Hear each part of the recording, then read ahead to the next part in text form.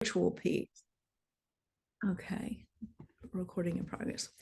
So the peace that I'm talking about is already in us, and it's already in the material world, and it's already in the divine.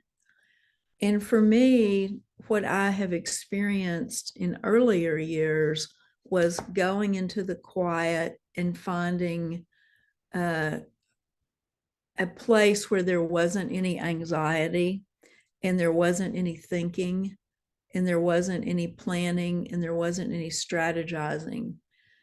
And then I would be able to stay in that. And then when I came out of the meditation, I would be able to stay in it for a while.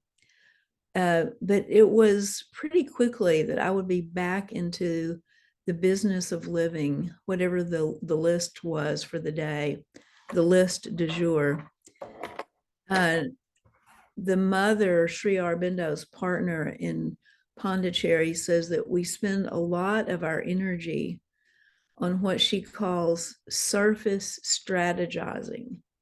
So we go along the surface of life, actually believing that we're in charge of a lot, and we strategize right on the surface of life to make this happen and that happen and that happen. And that keeps us deeply unaware that the divine, the world belongs to the divine, and the divine has plans for the world and for us that don't make a lot of sense to us at times, especially if there's suffering in our personal lives or in our community or in the world, which there always is, especially we're very aware of it right now. So in the last few weeks or months, when the divine has been working with me on more peace, I'll tell you how it first started. So one day I was doing this meditation and I was it wasn't exactly a room. It wasn't exactly a force field. It wasn't exactly a container, but something of all of that. And the energy was just an incredible, profound, profound, profound peace. So I didn't seek peace. I wasn't meditating so that I could feel peace. I probably was unaware enough that I needed more peace that I wouldn't have even known to ask for it. But I was enveloped by a kind of profound peace. And when it happened, what I knew was that was the peace of the divine. And I knew that it was being initiated with me, that I was not initiating it. I wasn't seeking it. I wasn't creating it, that it was being given. And there's something in scripture that says, I give you peace, not as the world gives peace, but I give you my peace. So I stayed in that for a long time. I don't know how long time. And then I noticed a night or two later when I woke up in the middle of the night. So sometimes when we wake up in the night, we think or we worry or we plan. But that night when I woke up in the night, I had treated myself to a set of really wonderful sheets. So I decided there are two things I'm not going to do after age 70. One is blah, blah, blah, and the other is have really great sheets. So I bought this pair of amazing sheets. And I just kept feeling the sheets, the softness of the sheets, and feeling my breath coming in and out of my nostrils. And instead of my usual thinking about the day or whatever, or a worry or a list, I just could feel that peace coming in and out of my nostrils, in and out, in and out, in and out. So the meditation since then, not every day, but semi-regularly, have had some communication related to peace. So one of the meditations was, you don't need more guidance in your silence. You need more peace. And so that's very new for me because I'm in the middle of lots of situations and opportunities where I'm looking for guidance about this and that and the other. And I really turn very heavily to meditation to try to get guidance. And so the guidance was, you don't need any more guidance right now. You have enough guidance. You know what you're supposed to be doing. What you need is more peace. So that is pretty different and pretty wonderful and pretty exciting. And so then I've been reflecting on it. Okay, so how does this happen, and how can we look for that peace more? And first of all, I want to say again, I think it's initiated by the divine, not initiated by us. It's initiated from the other level, from the soft world. And I think there are things that we can do that position us for that more peace. So, one of the obvious things is taking the time for a daily or a regular silence, practice of silence. Okay. So, that really, there's an old quote by a Christian theologian that says, the what you do is you take a sailboat out on a lake and you put up the sail. And then when the wind of the Spirit blows, if you have your sail up, you can catch the wind of the Spirit. But we're not in control of the wind. So part of what meditation is taking your boat out on the lake and putting up your sail and positioning yourself to receive whatever you need, particularly more peace.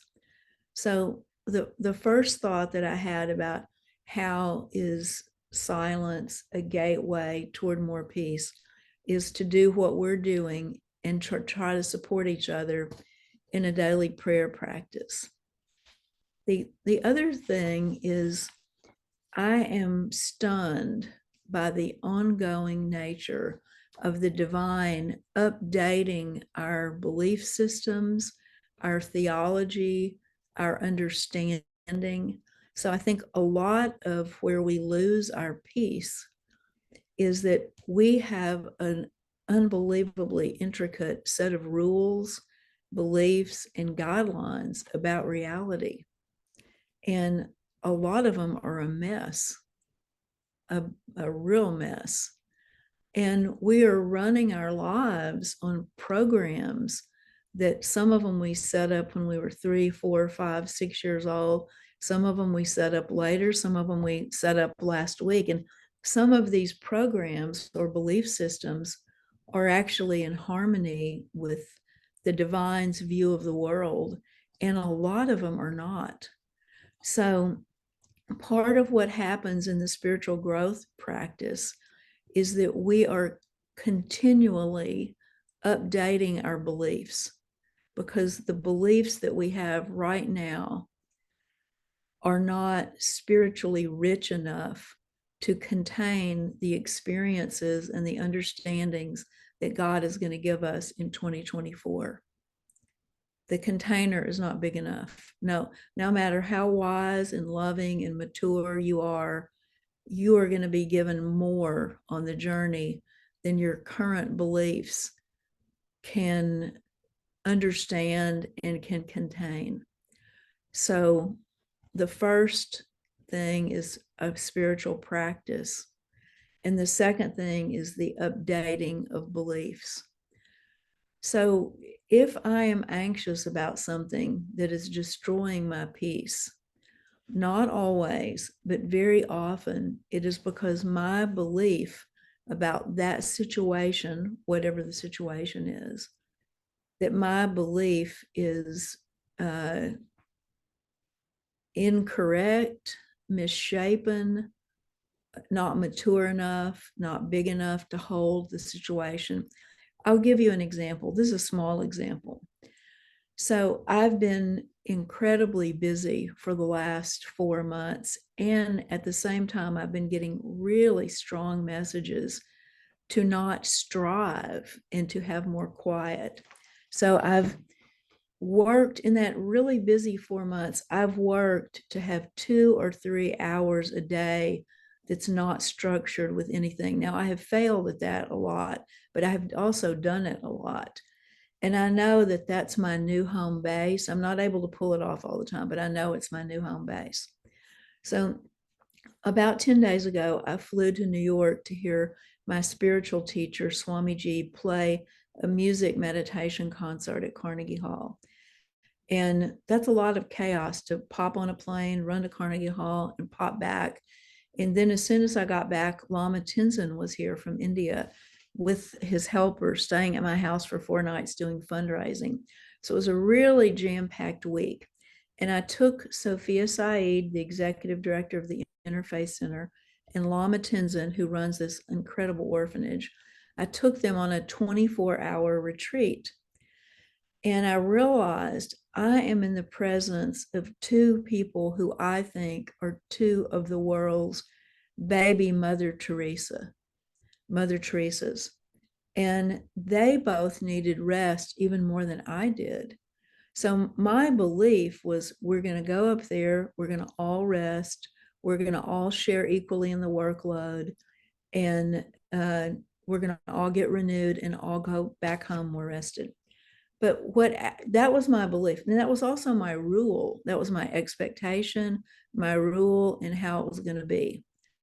But what I watched emerge was two people that have given a lot more in the last 10 years than I've given, needing to sleep and rest. And I watched me update my belief system and say, I'm going to serve these two.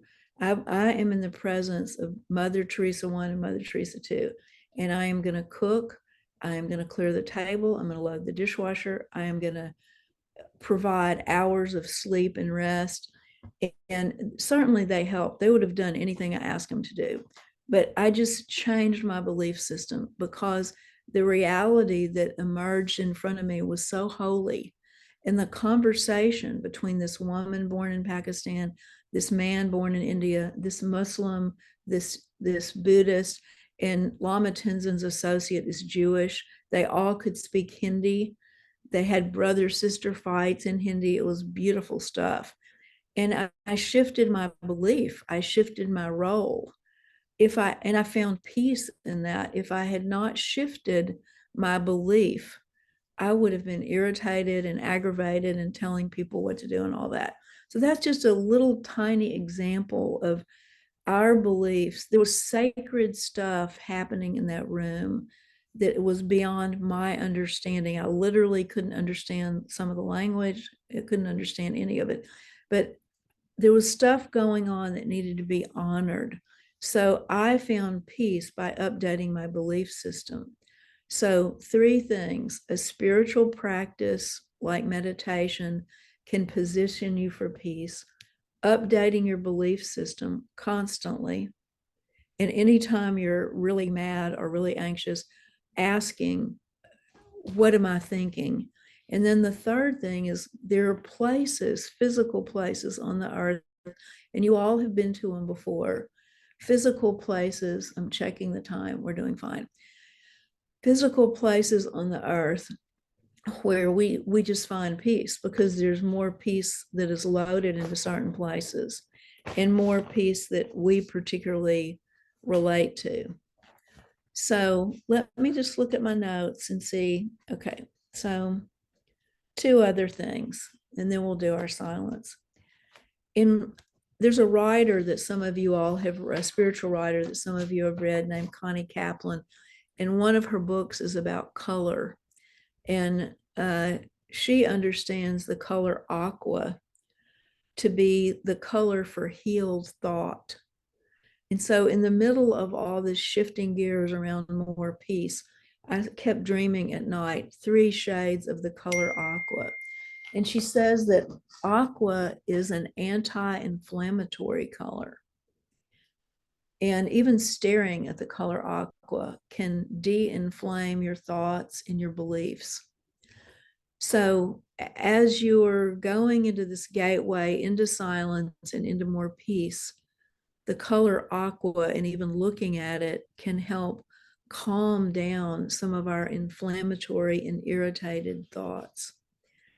Then another thing that happened to me in the middle of all this on November the 23rd, I was aggravated about something, and right now I don't remember what, but it had definitely disturbed my peace. And in meditation, I could feel that I was near Christ. And what I heard was, your ways are not my ways. So the way that you're looking at this situation, which is totally disrupting your peace, your ways are not my ways.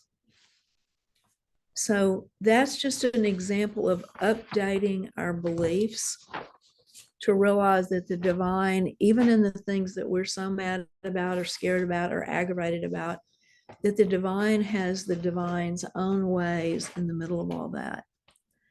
So now I want to do a technique with you all that Swami G did with us at Carnegie Hall before he played his meditation concert.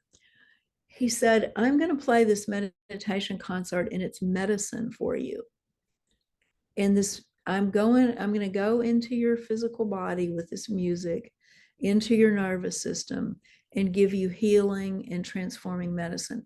And he said, but most of you are going to sit there and think about your problems. And I was thinking, that is so true and so ridiculous and so boring. I mean, who wants to sit at the feet of one of the most realized spiritual teachers on the planet, and he's going to give you some medicine, and you're going to sit there and obsess about some ridiculous problem that's going to be solved in a week? It's crazy. So he said, this is what I want you to do. He said, I'm going to hold up a big crystal, in which he did, and I want you to worry about your problems for 2 minutes. Just really go after it. And then I'm going to put the crystal down, and I want you to compartmentalize those problems and put them to the side. And then he did that 3 times. So 3 times he had people practice worry, worry, worry, think, strategize, go for it, think about what all you need to do, but then bracket it off. So I want us to just do that 1 time. So I want you to have 2 minutes to worry before we do our meditation, or strategize, or think, or plan. So I will keep up with the 2 minutes, and I am going to hold an imaginary crystal and a prayer while we each practice our worrying, or thinking, or planning.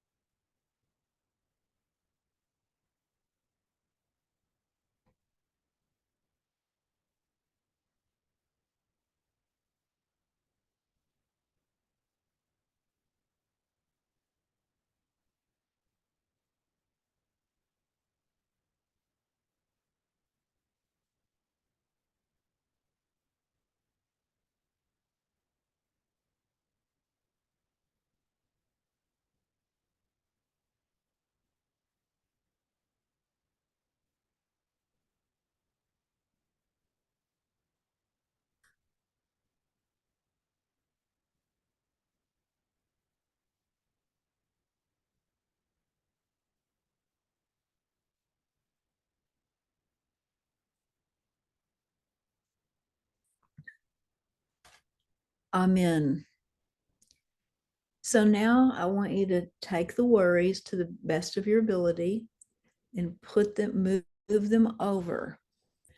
Please don't criticize yourself if they come back in during the silence, because that's how life works.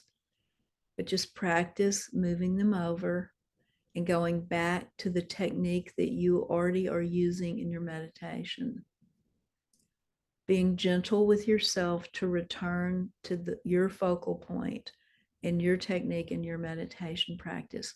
So let's begin our silence together, knowing that worries will come and go, but that you are developing an ability both to laugh at some of the ridiculous things that we worry about, to trust that the divine in the things that we're worrying about that are not ridiculous, to trust that the divine has the divine's mind on that even more than we do, and has more power to affect change in the terrible situations that we do worry about, and will certainly tell us in the quiet what our role is in a situation of suffering, what we are to do, You won't be left without an assignment, but you might be left without worry.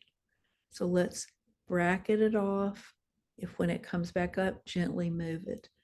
Enjoy the silence, and I will let you know when our 20 minutes is up.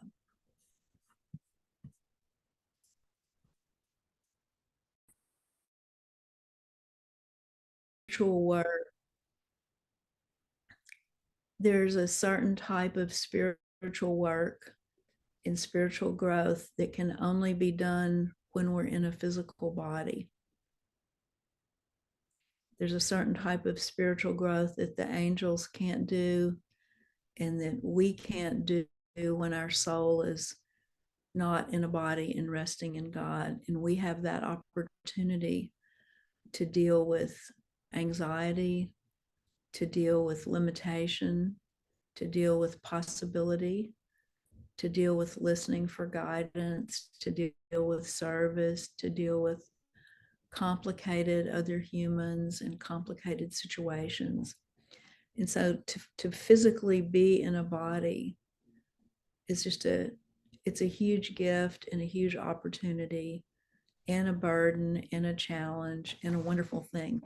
And it's wonderful that we're all in it together and that we're spiritual community gathering and supporting each other. So let's just take a few minutes if you have observations or thoughts or questions or comments.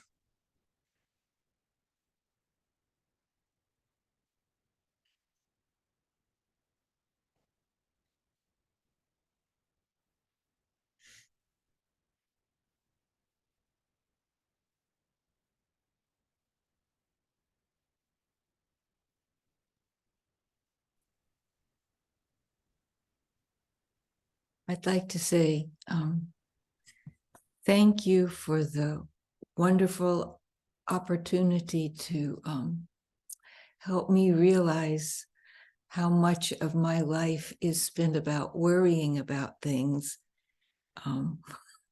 and doing too much, and that I am able to set it aside for periods of time in meditation. The idea of having several hours a day that are not scheduled is stunning. I think I maybe better start with 15 minutes and work from there. But thank you so much, Susan. It's wonderful to have you come and share your experience and wisdom with those of us who are. Well, I'm not writing that as a prescription that that's the medicine that everybody needs. It's just the medicine that I need for right now. And I have enough humility to know that the divine could change the prescription. And in 4 weeks, I could be told, you're being assigned to this particular situation and forget your quiet time for a little while. So it's all it's not about rules. It's about listening. And anyway, I'm also 73, and that you get different prescriptions at different.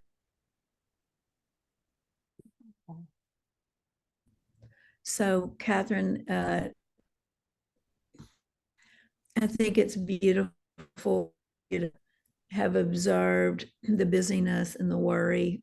And I think so much of the world just lives totally in the worry and in the busyness. And I think so many of our decisions about what we're supposed to do with our day are fueled by a low level vulnerability from our inner child.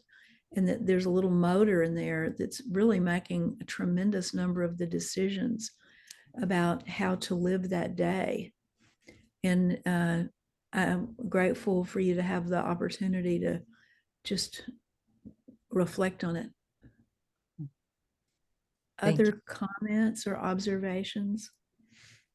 I think I was really struck because of few weeks ago, we were looking at the colors and what the different colors meant. And how interesting, I don't know if you planned it this way, but with your glasses and the pillow behind you, and even Catherine's picture are aqua. And in the reflection, in our silence, just trying to envelop myself in that color and notice how I reacted to it. It was, well, my perception of the color of aqua versus the actual what I think is the color of aqua was different. And so I had to learn to kind of park my car on that and just say, it is what it is. And if that is my shade, then that is my shade. I even had to go on my phone and look it up. I'm like, aqua, what does that color? So thank you again for that. And I hope that aqua will envelop me the rest of my day, and the holy will bring it to my foresight, as it obviously has worked between your presentation of it here. So thank you. Mhm. So happy for you that that resonated. Yeah. Yeah. Mhm. So I'm aware, as I'm sure most of you all have done, that for as almost as many years as I can remember as an adult, that I've wanted some type of spiritual growth group, spiritual support group, and spiritual reading.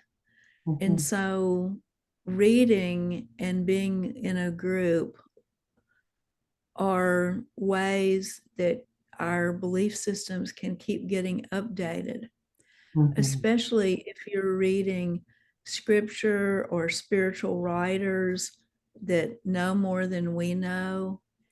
And for me, that is a daily practice to read a writer. I can like barely reach, I can understand what they're saying barely, and I can do it some of the time enough to know what they're talking about. But those are our people, that's our posse. Those are our uh, mentors that are pulling us like a magnet to the next level of consciousness, because we are not stuck in running daily life on the programs that we were taught or that we made up. That's ever evolving consciousness. So just the idea that Connie Kaplan uh, was given in kind of a meditative download all this information about color. So it was not something that she studied or researched or read about, but Spirit gave her these ideas and she wrote it all down and wrote it into a book, so forth and so on. So she's been taken to a higher level of consciousness about color than I have, but I can understand it. I can be pulled to that level by what she has written. And then when you combine that process of being in a supportive group and you're reading ever evolving consciousness, and then you're sitting in the silence, then things have a real opportunity for evolution and growth. Because otherwise, if we sit in the silence and we get calm and we walk right out of that into our programs for busyness and anxiety, then you're just kind of robbing the silence to get enough relaxation to go back out and do your same stupid stuff again.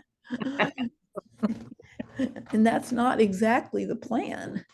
So the silence is not really to be borrowed so you can get rested enough to wear yourself out doing dumb stuff. It's, it's supposed to be ever evolving consciousness. So, other thoughts or comments? Connie, how do you spell her last name? Connie, Kaplan, Kaplin. No, thank you. LAN. Sorry, LAN. And she has a website and she has a wonderful book on spiritual principles and a book on color, and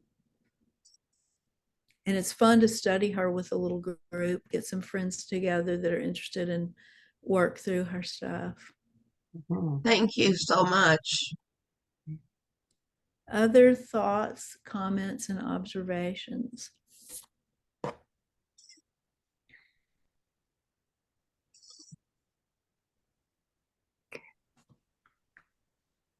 I would like to ask a question.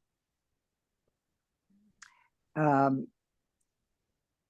does Aqua, in your mind, or Connie's, or everyone's, stand next to turquoise? Mhm. Mhm. Because as Yes.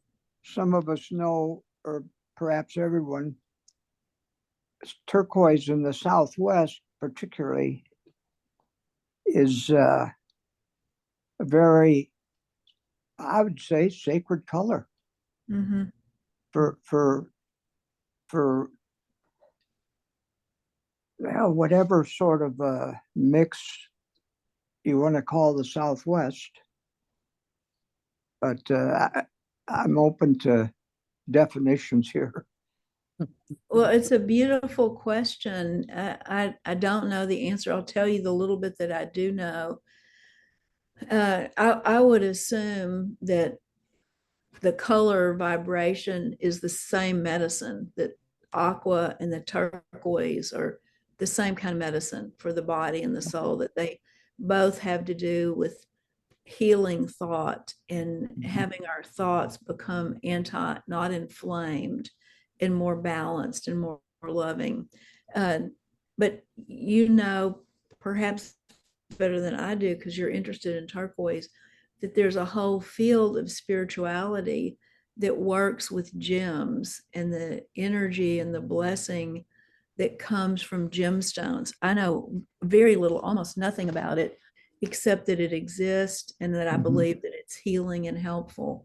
But if I were just going to guess, I would just guess that whatever the healing power is from gemstones, that a piece of turquoise has that, which I don't know much about, but it brings that energy. Then also looking at that particular color uh, brings the energy of just the color itself. So Connie Kaplan believes that there are groups of heavenly beings that work with certain colors, and that when those beings sense that you are ready and able to grow in that area, they kind of constellate around you and you're eager to receive that color. So I want to give another example of this healed thought thing, because a lot of peace is finding healing from our thoughts. So yesterday, my husband told me a story about a person that he had dealt with. And I was dumbfounded. This is an extremely successful person. And I heard how a conversation went. And in the psychotherapy business, which I used to do for years, and some of you all are professional therapists, if somebody starts a discussion where there's going to be conflict, if they start it in a hostile way, the research shows that if you videotape them 20 minutes later, they're still going to be fighting. It's still going to be ugly. So starting a discussion where you need to have conflict with hostility is considered immature, not wise, unskilled. The kindest way to say it is that is highly unskilled behavior. And so you learn in your own personal life that if you need to have a discussion around conflict, you learn in time, you do not start it with a fight. You don't walk in and hit somebody over the head as your entree. So I was dumbfounded to hear that this person who is extremely successful had such immature behavior.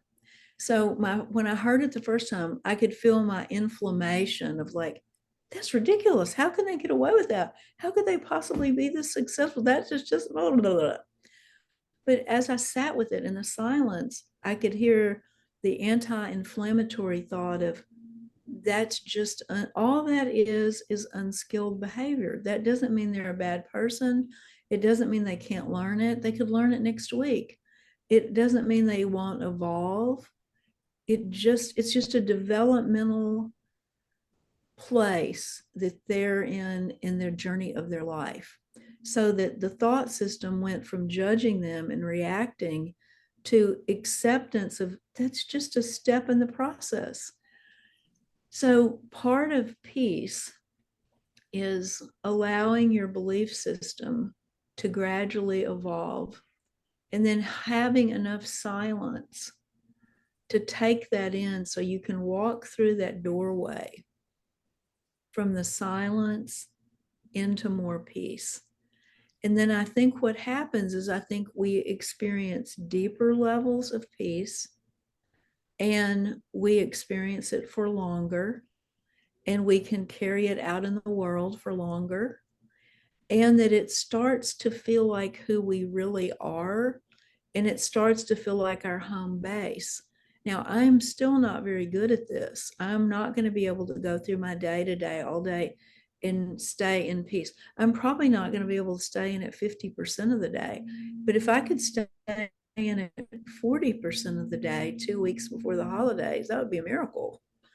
So it's not about being able to do it perfectly. It's about kind of knowing who you are. And what if at our core, we really are peaceful and not fearful and not planning and not strategizing? And what if when we go into those moments of peace and we love it so much is because God created us that way?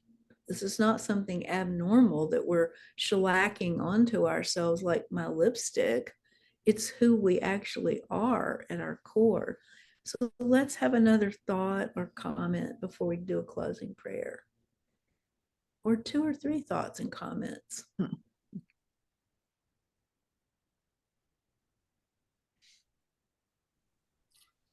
Susan, this is Randy Hanson. I put into the chat something I found quickly on Google.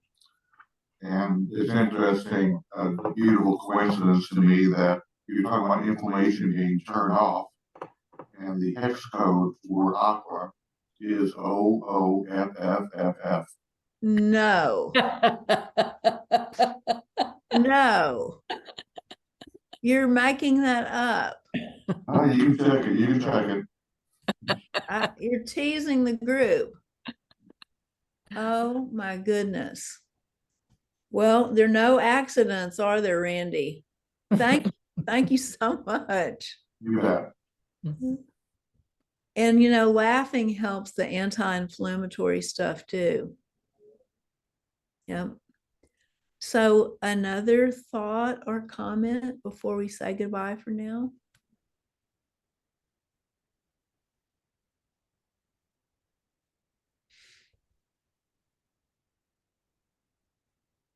So I would like to mention 2 books that have meant a lot to me in the last 10 years. One of them was so hard to read that it took my best spiritual buddy and me 1.5 years to plow through it. And I still didn't understand a fair amount of it, but I understood enough of it that it changed my life. And it's Sri Aurobindo's book, The Life Divine. It's a big, thick book. I'm not saying it's required reading for anything, but if you're ready for a deep dive and you have a buddy that'll put up with doing it with you, it's very, very good.